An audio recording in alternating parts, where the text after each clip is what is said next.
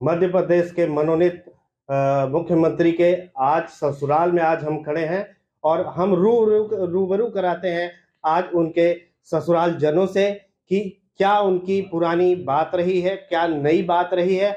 आइए हम बात करते हैं उनके साले साहब से। क्या नाम है भैया आपका? विवेकानंद यादव।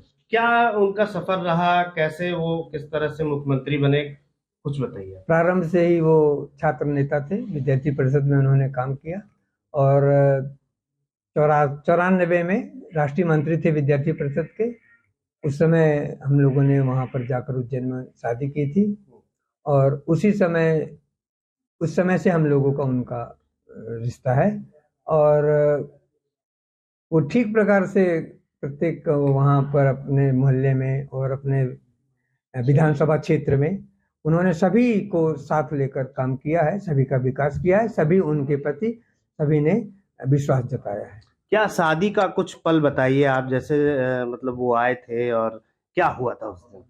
शादी ऐसा था कि शादी में ये हुआ कि हम लोग रीवा से करेंगे शादी, लेकिन उनके पिताजी ने कहा कि उनका बहुत बड़ा परिचय क्षेत्र है, इसलिए वो सबको शादी में नहीं ले जा सकते बारात में, इसलिए उन्होंने हम लोगों को आमंत्रित किया कि आप लोग यहाँ पर आकर शादी करें उज्जैन में, तो हम लोग के सारे स्वजन लोग वहाँ पर मिल पाएंगे। इसलिए हम लोगों ने जाकर उनका और क्या उनके बारे में आप जानते हैं कुछ खास? इतने दिन आपके बहनोई रहे हैं वो, तो कुछ बताइए उनके बारे में खास।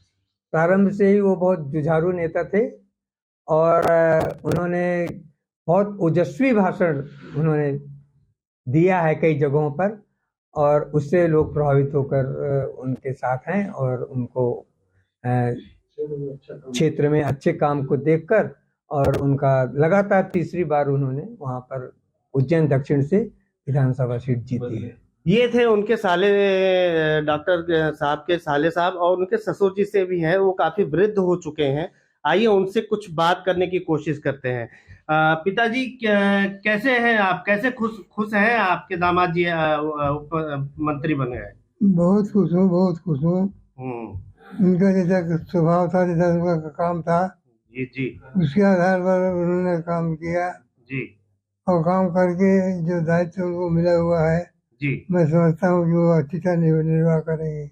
वो निर्वाह करेंगे, पिताजी का ये आशीर्वाद है। उनके साथ हमारे साथ उनकी सरहज भी हैं। आइए उनसे भी बात करते हैं कि उनके खुशी का क्या उल्लास है।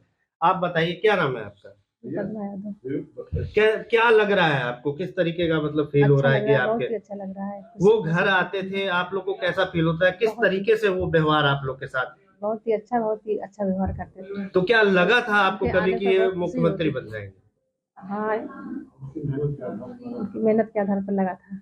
और हमारे साथ उनके कुछ पड़ोसी भी हैं, वो भी काफी खुश हैं। आइए उनसे भी बात करते हैं। क्या नाम है चाचा आपका? राजनारायण शर्मा, यहाँ आचार्य विद्या मंदिर सरस्वती विद्या मंदिर में है। तो उनसे आप मुलाकात किए हैं कभी? मुलाकात नहीं, चर्चा में आते थे बराबर। हम लोग वहाँ उज्जैन भी गए हैं, जी जी, वहाँ उनका सहयोग मिलता रहा है और विवेकानंद जी हम लोगों के साथ ही रहे हैं।